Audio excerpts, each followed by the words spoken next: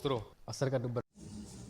Entre a barbárie e a religião, o que é que você acha que vai te dar soluções? Este é o seu canal Sabedoria do Bode. Que a nossa meta aqui nesse canal é darmos o seguimento, a esclarecimento às pessoas que têm interesses em descobrir onde está verdade e realidades. Dentro desse propósito em descobrirmos o que é real, o que é imaginário, o que realmente é verdade, o que é narrativas, me propus desde o início do trabalho desse canal de iniciarmos uma transmissão ou uma comunicação, vídeos que possam trazer informações sobre aquilo que as pessoas têm como tradições, muitas vezes como a religião que vem de papai, de mamãe e dá seguimento ao seu conhecimento. Entre a barbárie e a realidade existe uma distância muito grande. Mas qual é o meu propósito neste vídeo? É falar sobre barbárie e sobre religião, religiosidade. A religiosidade, ela muitas vezes leva o homem ao extremo de sua ideologia, ao extremo de sua capacidade de raciocinar, de ter convicção própria, onde há os seus próprios interesses e interesses daqueles que lhe colocaram em sua mente que a religião é uma solução, é uma porta para a entrada no reino celestial.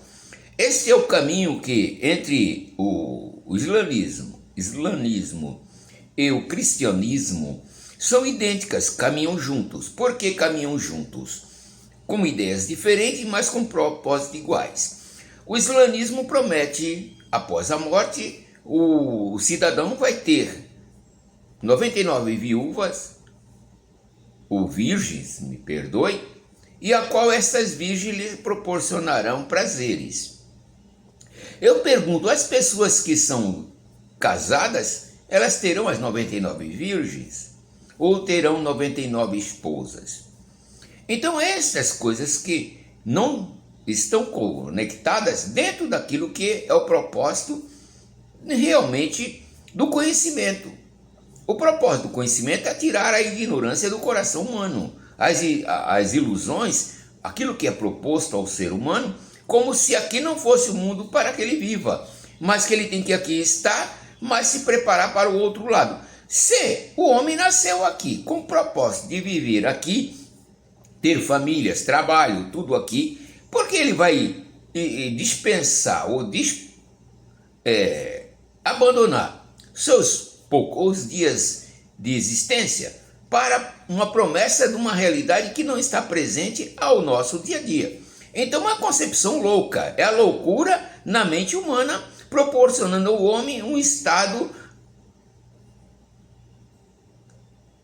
ilusório de uma visão em que não está dentro do plano de vida que estamos vivendo. Olha, o segundo ponto é a barbárie. O que é a barbárie? A barbárie ela se encontra entre dois caminhos. A barbárie ela se une à religião e se une à razão. Aí você diz, como assim se une à razão? Se une à razão no ponto em que é o seguinte, a irracionalidade ela é contra a razão. Ela está paralela à irracionalidade. É a mesma condição em que se encontra os que se dizem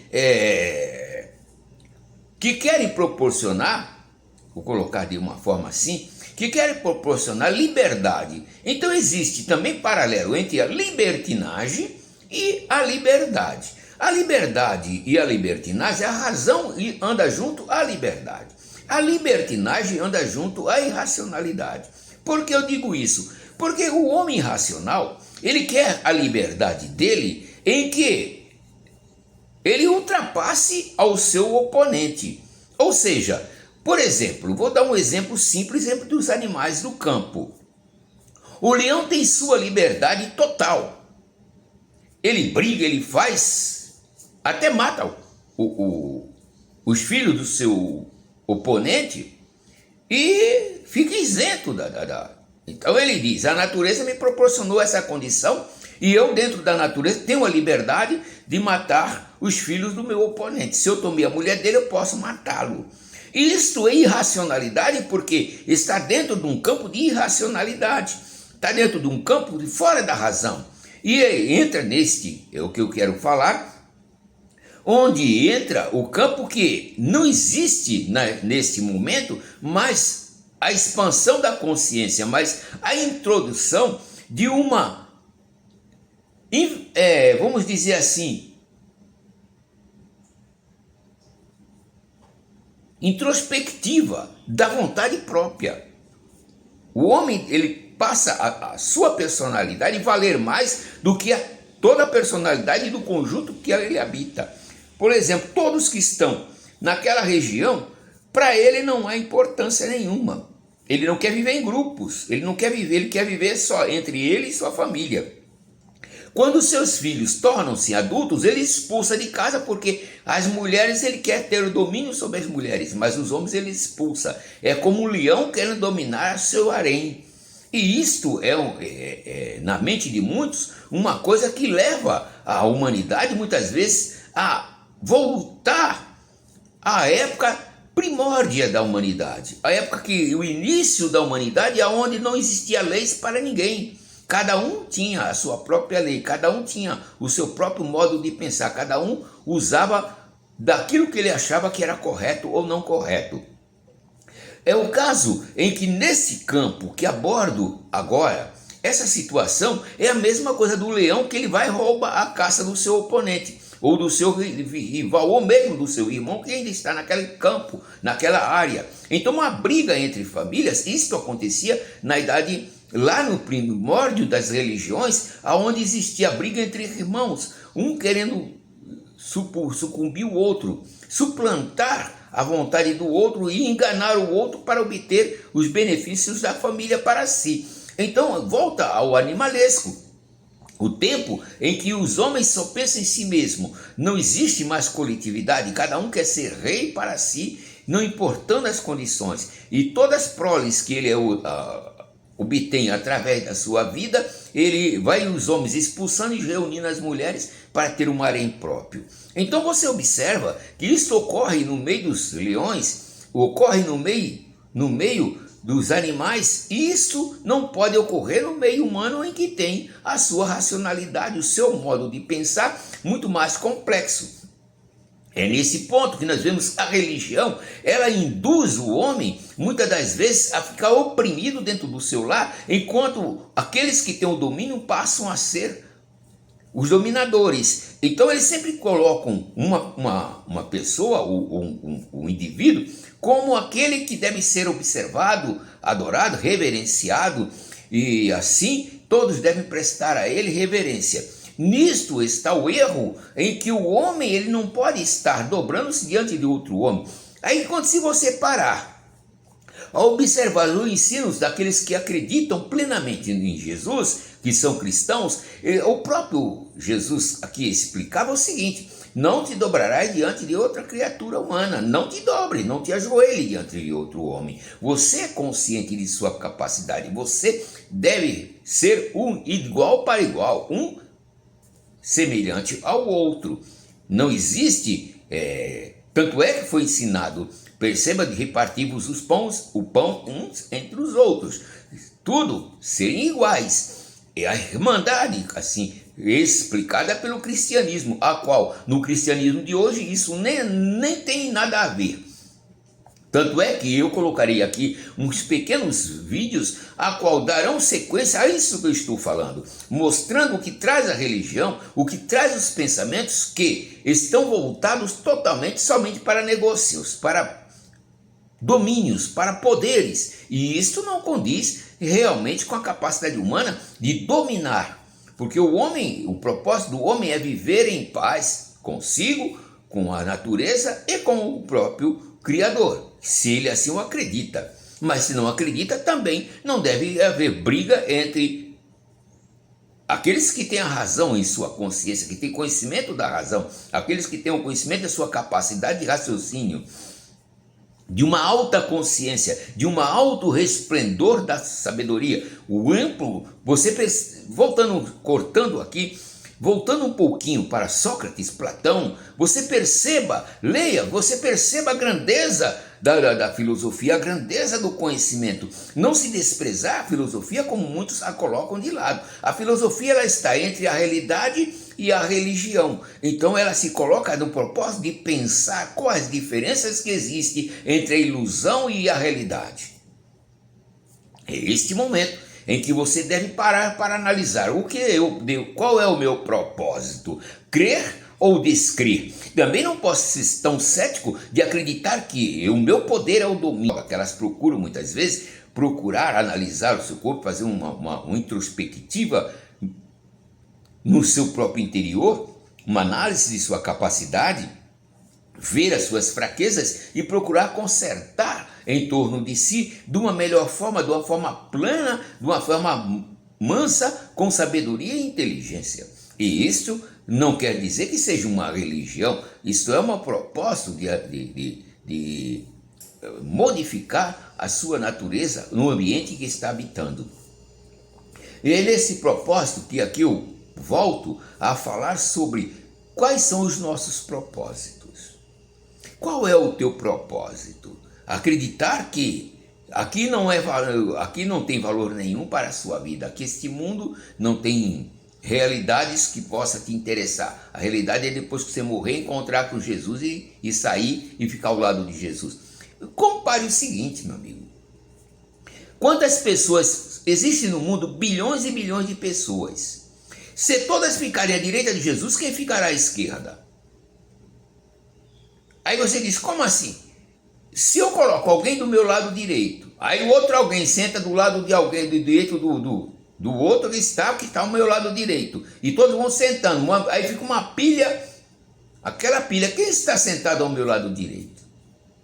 Ah, mas todos estão ao lado direito, mas não está sentado ao meu lado direito. Então esta é a condição de você analisar que a religião te traz ideias que muitas vezes não condizem com a realidade. Diz que você receberá uma coroa de ouro quando tiver... Você está pensando em receber uma coroa de ouro depois de morto, enquanto você aqui está morrendo de fome? Deus vai te deixar, te colocou nesse mundo para você morrer de fome? Para você viver na miséria? Para você chorar, sofrer? Ou é o teu companheiro? Ou é aqueles que convivem nesse mundo que te trazem miséria e pobreza? Aqueles que governam esse mundo que te tiram a sobrevivência para viver nesse mundo que você está vivendo com uma vida melhor?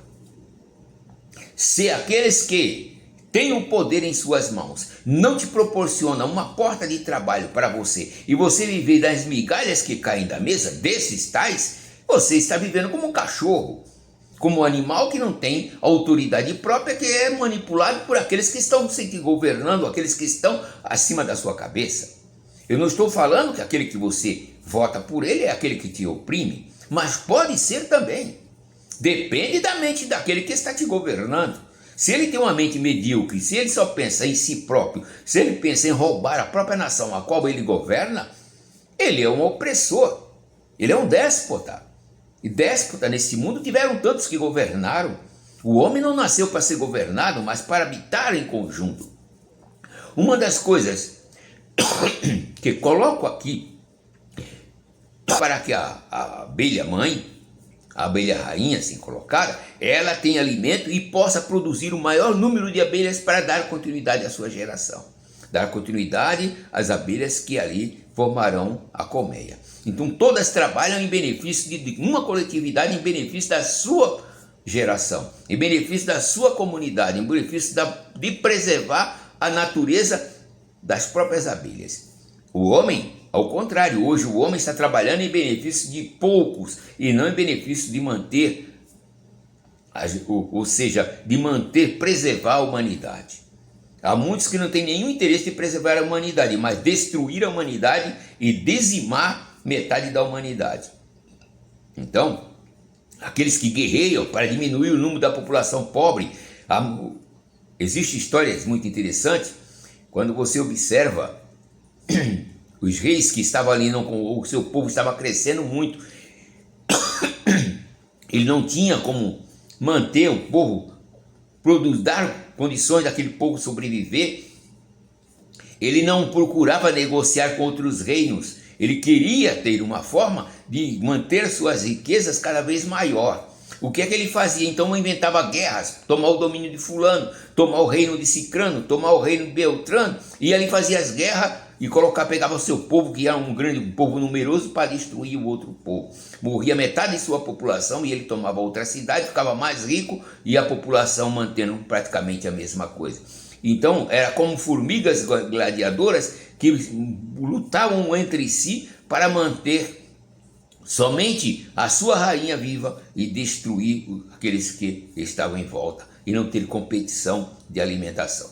Então, como formigas, há muitos que hoje, em pleno século que nós estamos 21 para o 22, estamos vendo condições de pessoas ainda pensarem da mesma forma, uma forma animalesca, uma forma de inseto, em que a sua natureza é mais inseto do que, na verdade, uma natureza humana.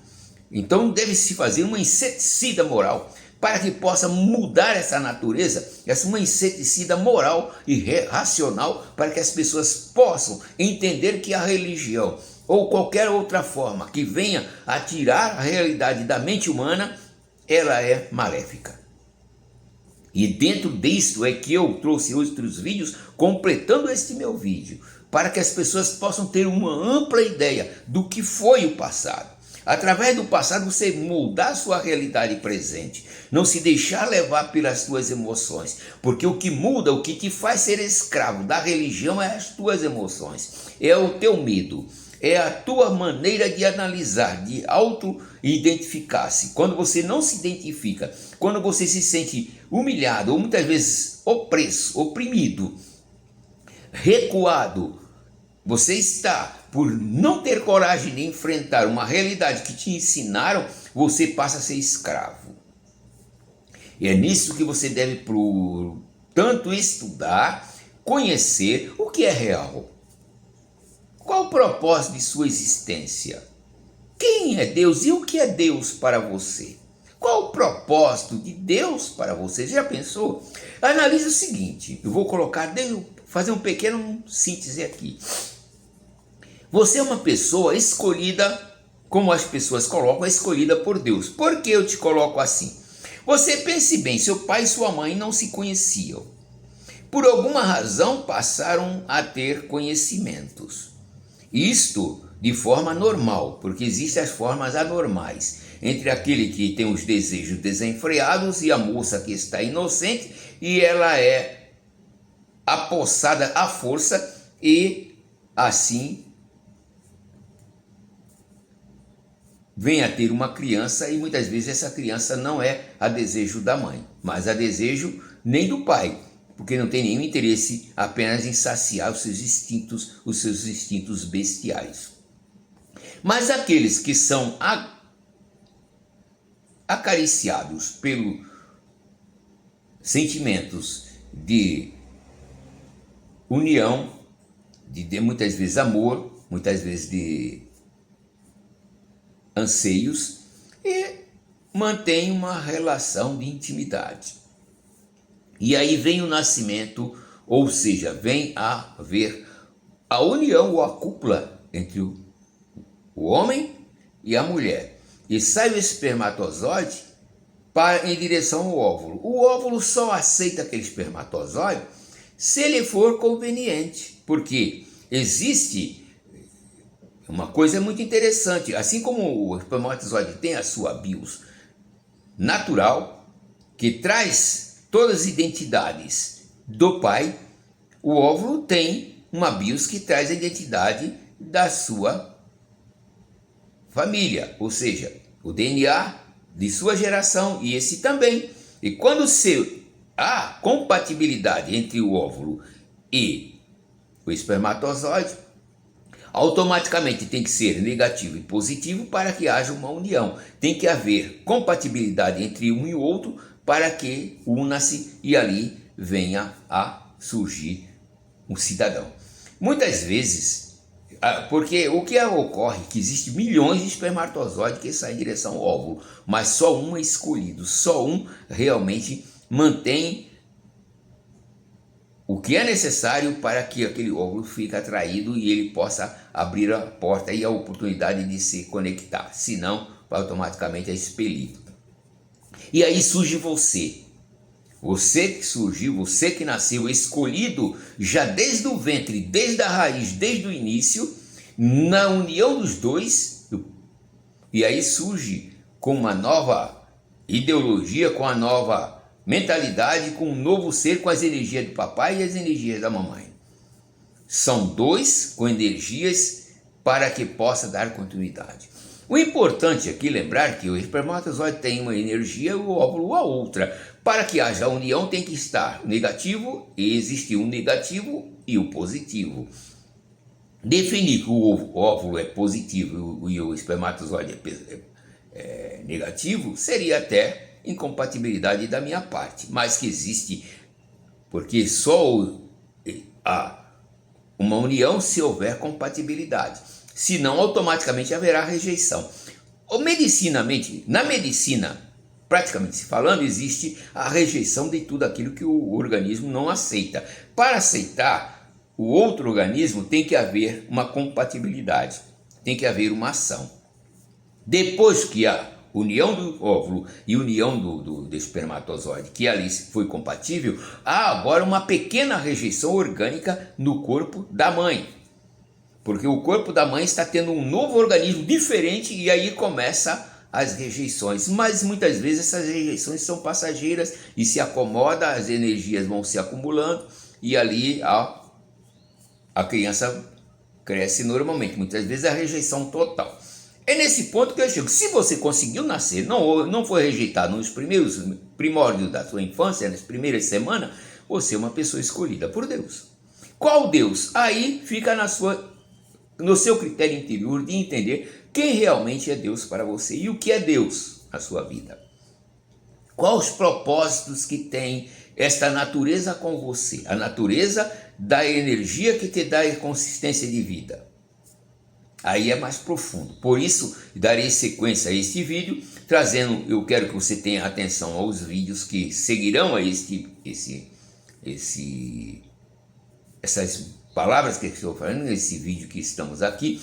Quero que você deixe o seu like, deixe o seu aí joinha, inscreva-se no canal, esteja sempre conosco. Os vídeos que seguirão a esse vídeo são vídeos que eu tirei de alguns já YouTube, de alguém que já trouxe a mensagem, e as mensagens dele são claras.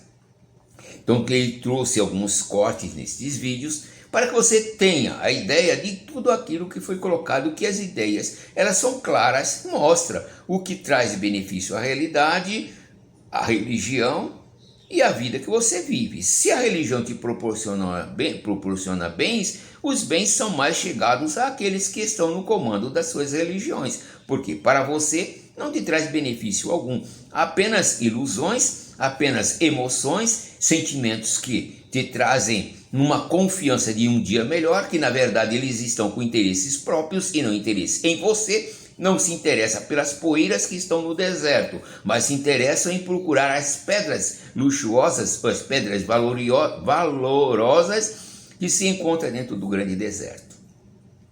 É lógico, você vai dizer para mim, no deserto nós não encontramos nenhuma pedra de valor. É o que dizem, mas no entanto não provado. Se não existir nada de valor em qualquer um outro campo, por que se vasculha os rios?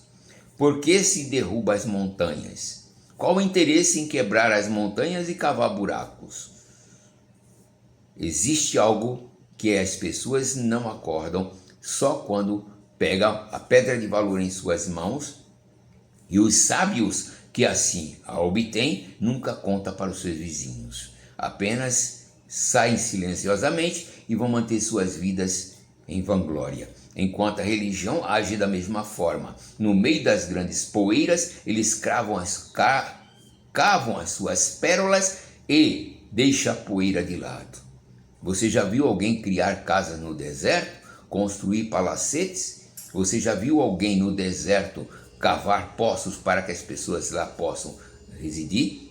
Você não vê ninguém com interesses no deserto, mas vê pessoas com interesses aonde é fértil. Elas foram guerras promovidas ou por reis europeus ou pela própria Igreja Católica para ir lá no Oriente, por isso se chamam cruzadas, porque elas cruzavam todo o continente europeu, para ir lá no Oriente lutar contra os muçulmanos ou para lutar contra os muçulmanos que estavam no sul da França ou então na Península Ibérica, na região da Espanha e de Portugal. Eu já fiz um resumo sobre a história do islamismo, sobre o povo muçulmano, e nele a gente já percebeu que os muçulmanos se expandiram e chegaram na Península Ibérica, conquistaram também a Península Arábica, conquistaram também grande parte da Palestina e com isso a cidade de Jerusalém. E a cidade de Jerusalém é uma cidade super importante tanto para o judaísmo, quanto para o islamismo, quanto para o cristianismo. E quando os muçulmanos conquistaram Jerusalém, eles dificultaram muito a peregrinação dos cristãos que iam lá visitar para ver onde Jesus tinha andado, onde ele tinha passado, Jerusalém, para tirar Jerusalém dos muçulmanos e devolver para a Igreja Católica e devolver para os cristãos. Só que na prática as cruzadas tiveram vários motivos. Um desses motivos foi de fato esse motivo religioso de reconquistar Jerusalém, mas também tiveram outros motivos de conter o islamismo, tanto o islamismo que estava na Península Ibérica, quanto o islamismo que tinha conquistado Jerusalém, quanto o islamismo que estava chegando perto do Império Bizantino. Lembrando que naquela época o Império Bizantino, que ainda existia, ele estava sendo ameaçado pelos povos muçulmanos que estavam chegando muito pertinho e estavam querendo conquistar o Império Bizantino. E o Império Bizantino, o que acontece? Ele era cristão, mas eles eram cristãos ortodoxos. Porque ainda na Antiguidade, quando o Império Romano se fragmentou e ao longo da Idade Média, as igrejas foram ficando muito diferentes. A Igreja Ocidental acabou virando a Igreja Católica e a Igreja Oriental acabou virando a Igreja Cristã Ortodoxa, que segue os mesmos princípios, mas tem algumas diferenças. Os ortodoxos não adoram imagens de esculturas, têm a sua própria representação artística, têm os livros da Bíblia um pouco diferentes. Então, assim, a igreja acabou se separando. Era a mesma igreja cristã, mas era católica e ortodoxa. E os católicos, eles queriam com as cruzadas não só impedir que os muçulmanos conquistassem o território da igreja ortodoxa, conquistassem o Império Bizantino, que era ortodoxo, mas eles esperavam também com isso reunir as duas igrejas, refazer essa amizade que havia entre o cristianismo, sabe? Então eles esperavam que, ajudando não só os muçulmanos a irem embora daquele território, a igreja ortodoxa poderia novamente se juntar à igreja católica. E o último objetivo das cruzadas eram objetivos econômicos. Primeiramente, muitos nobres queriam conquistar terras com a cruzada, conquistar territórios e riquezas que haviam nessas terras. Em segundo lugar, a burguesia. Eles acabaram investindo também nas cruzadas, mas por outros motivos. Já que os europeus estavam atravessando a Europa inteira e chegando no Oriente com essas cruzadas, os burgueses queriam fazer novas rotas comerciais no Mediterrâneo. Então, assim, o objetivo da burguesia nas cruzadas e o objetivo econômico mesmo das cruzadas era esse, era fazer novas rotas comerciais. E esse acabou sendo o único objetivo que deu certo das cruzadas, porque o comércio europeu melhorou muito, eles entraram em contato com vários povos, com vários produtos diferentes que não havia na Europa, o que acabou sendo ótimo para a economia, mas do ponto de vista religioso, as cruzadas não deram tão certo, sabe? E assim, durante um tempo, os cristãos até conseguiram reconquistar Jerusalém, eles até controlaram Jerusalém por um tempo, mas acabou que foi por muito pouco tempo. Os muçulmanos pegaram Jerusalém de volta e acabou também que os cristãos não conseguiram estabelecer o cristianismo de volta lá no Oriente, né? Tanto que até hoje o Oriente é basicamente muçulmano, né? Os exércitos europeus se desenvolveram muito, a economia europeia se desenvolveu bastante, mas do ponto de vista religioso não deu muito certo. Outras consequências das cruzadas também foram que, primeiramente, os cristãos e os muçulmanos começaram a brigar muito, acirraram muito as relações entre os cristãos e os muçulmanos, porque assim, as cruzadas foram guerras muito violentas, muita gente morreu, e principalmente muitos muçulmanos e até mesmo muitos judeus que viviam nas regiões que os cristãos foram lá guerrear, acabaram morrendo. Então assim, acabou que as relações entre cristãos e muçulmanos ficou muito